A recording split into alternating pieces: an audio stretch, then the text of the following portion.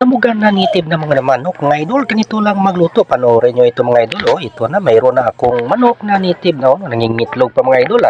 At saka lagyan natin yan ng labog. Ayan mga idol, labog niyang tawag dito sa amin. Iwan ko sa inyo. O ito na, nakuha ko na mga idol. At siyempre ready na din yung luya at saka ng bombay. Igisa natin yan. Una yung luya, sunod yung bombay para mas maganda yung bango niya mga idol. At saka ilagay natin yung manok na native. Ayan na mga idol ang native natin na manok. So ilagay rin na natin yan sa taas yung labog at saka takpan natin at ibalik at saka mamaya ayan na, ilagay na natin siya yung magic sarap kasi naluto na yung labog natin at saka halu-haluin na natin hanggang kumataas yung mantika niya. Oh, ayan, yan. Pagkatapos yan mga idol, lagyan na natin ng tubig. So ganito lang magluto mga idol ng native na manok.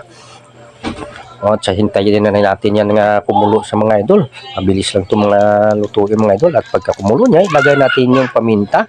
Isunod natin yung tanglad, luya, at saka yung bombay na pinapat. So mayroon ng sili. So pagkatapos yan, pag kumulo na ulit, hanggang lumambot na yung laman niya, ay saka pwede na natin yan kunin at para makain ng mga idol. Luto na yung hinabugan natin ng manok mga idol.